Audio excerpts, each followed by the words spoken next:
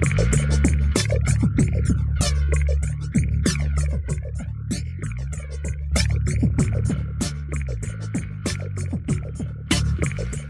welcome to Get the Balance Right, a podcast for creative entrepreneurs and agency owners looking to grow their business in a healthy, sustainable way.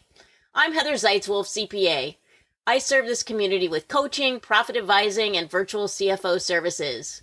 Please join me as I talk with leaders in digital media, branding, advertising, design, marketing, and SEO.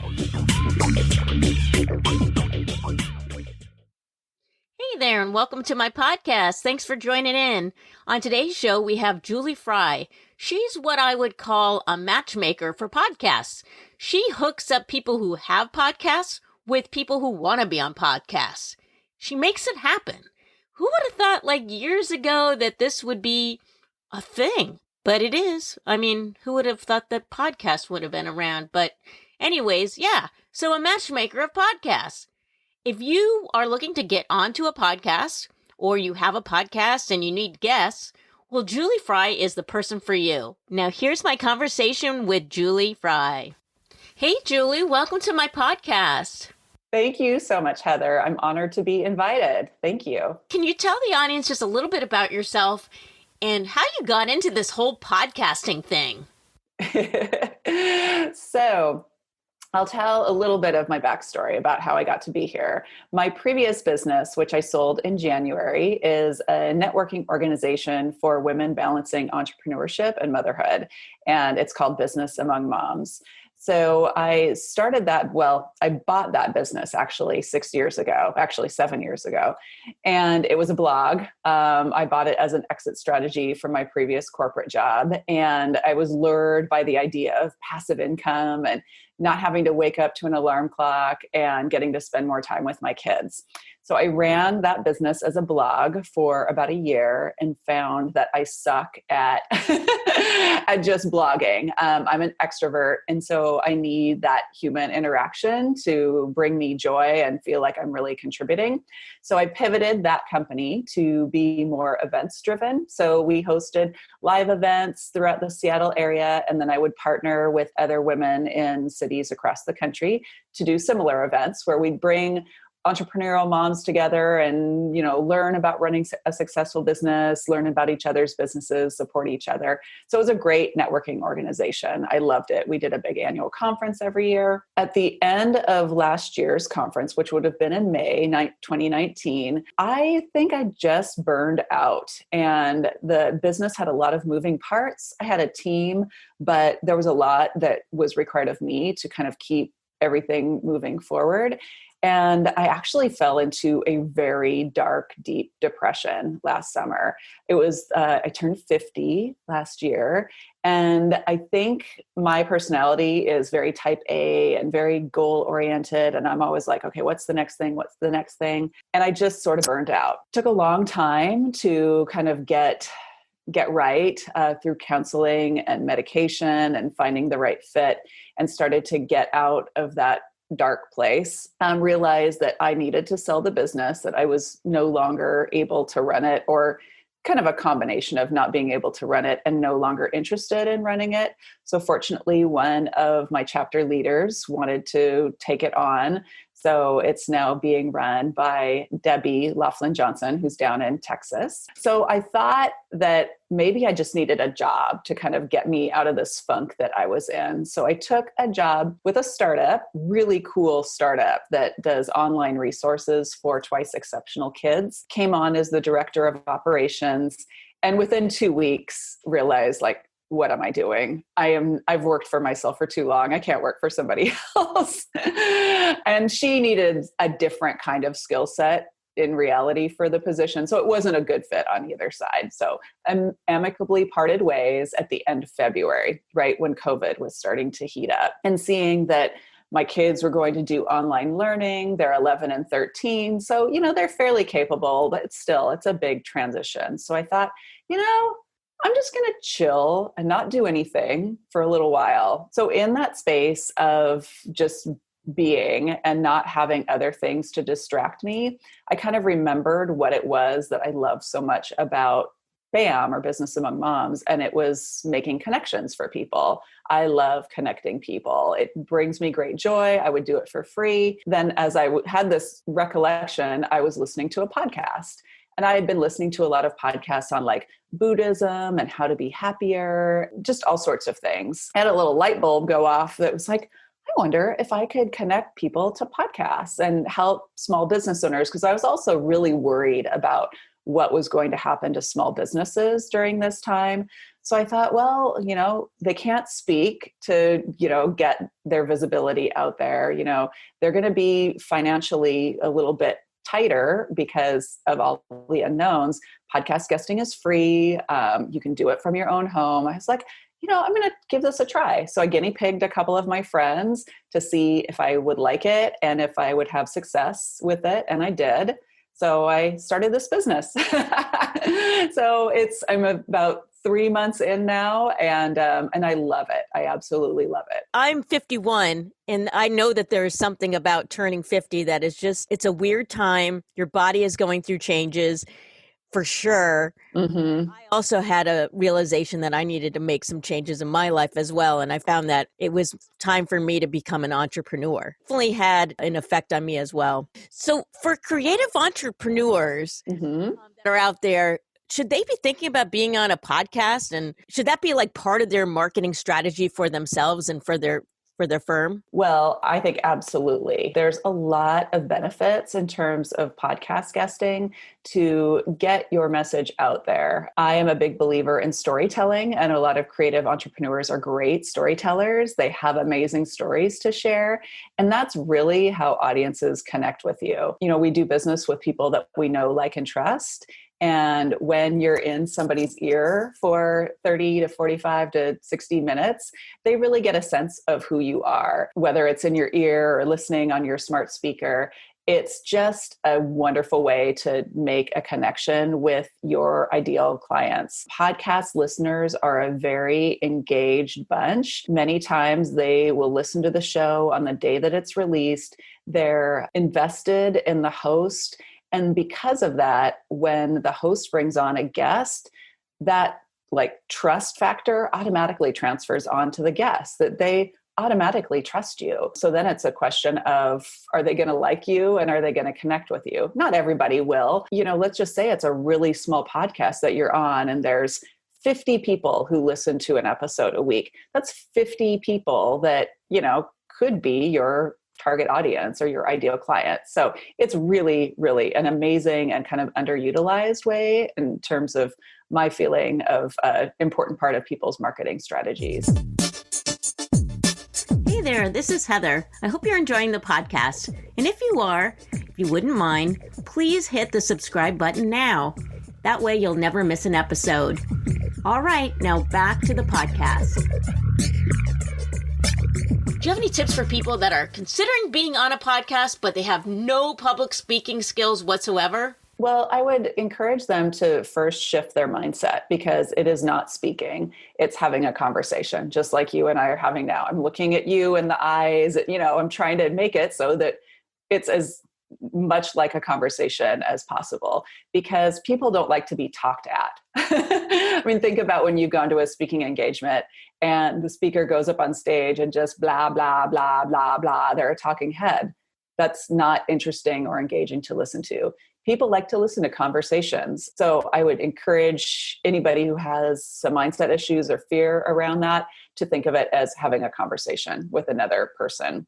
Second tip I would suggest is to get clear on your area of expertise and where you can provide value to the listeners. Think about your clients and what problems you solve for them.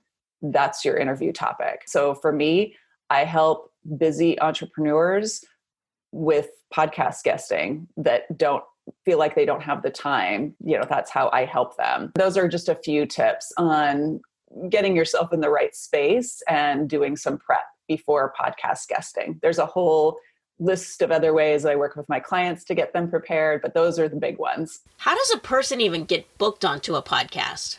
So there's a few different ways.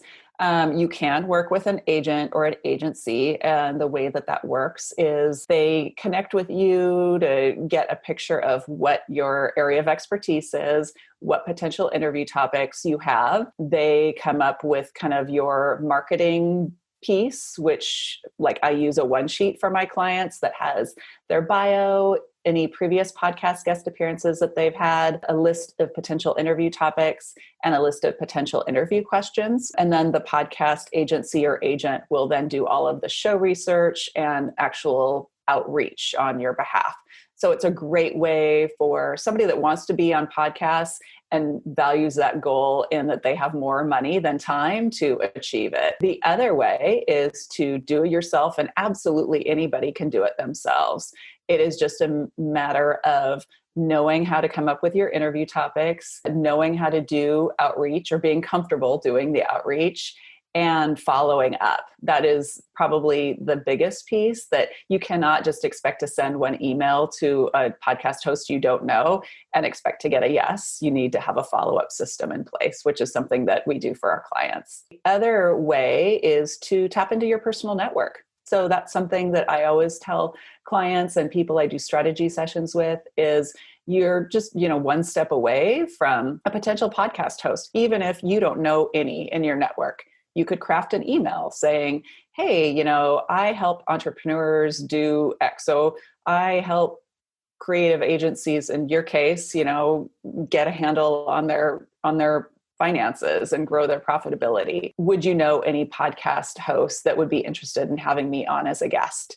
And just ask them, because people in your network, they want to help you. They just need to be asked, because we're all busy. We don't have time to think about how am I going to help everybody. You need a specific ask. And if you've contacted somebody to be on their podcast and got no results whatsoever from them, didn't hear back at all, should you contact them again? Or at what point are you kind of bugging them? Or be on more podcasts before you ask them again? How does that? Yeah. So my background is sales, and I had a reputation of being pleasantly persistent. So there's perfectly okay to follow up, but you don't want to email them every single day. I have a cadence that I've developed in terms of where I'm just touching base. And after a certain number of times, if you're just not getting any response, then I'll usually send a closing the loop kind of email, just saying, hey, wanted to check in one last time to see if this would be of interest. If not, totally understand,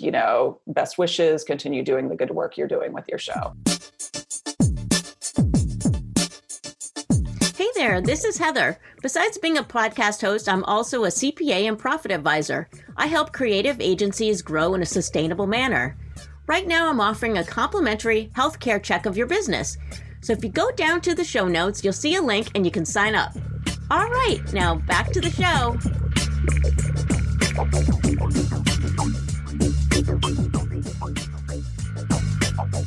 How do you prepare for a podcast? What will ensure that you have a great interview? Do you have some tips? So one thing that I always suggest is really approach with a mindset of service. So put yourself in the shoes of the listener and think about what they would like to learn about, what would be helpful to them, and just think about serving. Because if you're coming from a mindset of how can I be helpful rather than, ooh, I hope I get some business from this, that's not the right way to approach it. So you want to be helpful. Yes, you can absolutely get sales and leads from being on a podcast, but that usually comes from being authentic, treating the host with respect, being of service to the host, being of service to the listeners, and also just storytelling. Really think about how you can incorporate storytelling into your conversation. Storytelling seems so vital and important. Do you recommend having some stories sort of in your back pocket that you can kind of work within the questions that might come up? I do. I mean, you probably noticed at the beginning, I tell the story of how I transitioned from this business to podcast, because it's just not as interesting if I just say, well, I started it a couple months ago. Right. Because I like podcasts. That doesn't really give the listeners enough perspective into who I am and what's my why behind what I'm doing. So yes, and we all, like every day we have new stories. So just as something comes up or the host asks you a question, like go through your mental Rolodex of like, what story could I use to kind of accentuate this point that I want to use in my answer? Now, do you work with people to kind of coach them on what stories that they can tell, or is that something that's someone else would help them with? It kind of comes into play through our initial strategy call when I work with my retainer clients, where, we all kind of have pivotal pieces. Like for me, the mental health piece kind of plays a big part into my story. And so, that is something that I talk about openly on podcasts because it's part of my story. So usually during that initial strategy call, we'll uncover a few things that are really pivotal to the client's overall message that they're translating. So I won't teach them exactly how to do it, but we'll talk about why it's relevant. The one thing I will say is read the book StoryBrand by Donald Miller. Like that is my new favorite book. I love that book too. Oh. Yeah, I'm a big fan of his, and I have both of his books, and they're really, really good. As a podcast guest, are there common faux pas that you should intentionally avoid? Yes. First, there's a lot. I'll stick with just the first couple big ones that come to mind. So the first one, which I've alluded to a bit, is to don't go on a show and just sell, because that's gross and icky and repels people, and they'll probably turn off your podcast and you'll never be invited back by the host. So, or referred to any other shows. So don't go on a show and do that. It's icky and nobody wants to hear it. The second thing I would say is don't forget to have one specific call to action at the end of the interview. Usually the host will say, thanks so much for coming on, Julie. Where can people go to find out more about you? And then, I'll have a specific thing that would be helpful to the listeners, and it needs to be helpful, meaningful, relevant for the listeners. It can't be like, if I came on your show to talk about podcast guesting, you wouldn't want me to say, oh, and here's my favorite recipe for blueberry crisp. Like that would just be weird. So it should tie into whatever you're talking about. Maybe I should do a show on blueberry Julie, do you have any advice as far as like, if you've been on a podcast, how do you gauge if those interviews are driving sales through your funnel? Tracking and measuring, I'm a big fan of that. So determining what it is that you want people to do after they hear you on a podcast. Like for me, it's email subscribers. So I have a simple spreadsheet that just shows the number of total email subscribers. And then I have the name of the podcast and when it airs. And then I'll track it with like, okay, how many new email subscribers? And again, because people listen to podcasts, anytime, like somebody could listen to this show a year, 2, 3 years down the road, but the majority of the downloads are going to come within that first week. I would do it at the end of that first week and then just look and also note the topic that you guested on. So you want to start noticing what topics and what types of shows are really moving the needle for you. So if I see like, gosh, I get 30 new email subscribers from this conversation on a podcast that's really geared towards creative branding agencies, then I'm probably going to try to do more of those types of shows. I was wondering if you had a couple of different talks that you wanted to give, and if you had maybe some sort of different download that they could have that somewhat that you could track it somehow. Yes. Yep, that's exactly it. So the download is, in theory, your email subscribers. Tracking whatever that call to action is exactly how you would do it. And once somebody gets on a podcast, what can the guests of that podcast do to help promote that podcast? I mean, do they go on Instagram, Facebook, let all their friends and family know? What is involved with that? The first thing I always suggest podcast guests do is rate and review the show, because again, it shows your appreciation for the host and having you on, and it helps give their show more visibility. So anytime you can rate and review their podcast with a great review, they appreciate it, and it helps with podcast platform algorithm. From there, usually both you and the podcast host are going to share on your social platforms. So they'll share on theirs, you'll share on yours, but then you can share from theirs and then in theory, they'll share from yours. Oftentimes, podcast hosts will email their lists about your episode. You can also do the same. You can include, if you have a regular email newsletter that goes out, you could have a section just devoted to podcast appearances, and you could highlight those. It's similar to if you speak for lead generation. Oftentimes, speakers will have a section in their email newsletter that shows upcoming speaking events. So just be kind of a flip of that, where you're showing podcast appearances, and then you're linking to those shows that you've been on. So that's a really nice way to help get the word out there. And if people were thinking about doing keynote speaking, I know that you said that being on a podcast is not necessarily public speaking, but you feel like it could lead towards something? Definitely, because what you can do with your Media One Sheet as you get more podcasts under your belt is you can link to those episodes. People that are interested in you can use that as a way to check you out and check out your content.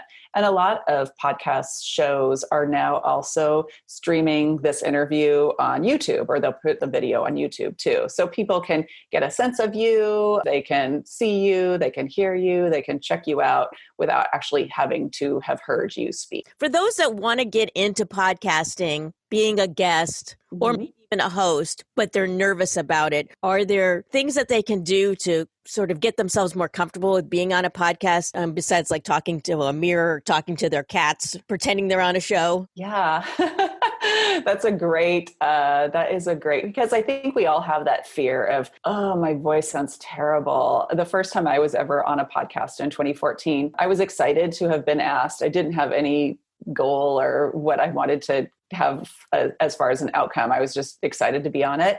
And I was kind of dreading what my voice would sound like. And it actually wasn't as bad as I thought it would be. I hope that other people have that outcome, that they're actually pleasantly surprised by how they sound. Yeah, I think that if you are really nervous, there are great places to start. You can start with hosts that also have brand new podcasts. Don't be so hard on yourself. A lot of us tend towards perfectionism. I'm glad that's not something that I tend towards. I'm more of a like, just jump in and do it and kind of learn and as you go. But I know a lot of people do struggle with, oh, it has to be perfect. And it really doesn't. In fact, if it's not perfect, it's better because you're more relatable. Yes. And you might say some ums. The other beautiful thing about podcasting over speaking is it gets edited. So if you twist over your words, or if you have to clear your throat, it's likely going to get edited out. So that's the other really amazing thing, is usually you just sound like the best version of you.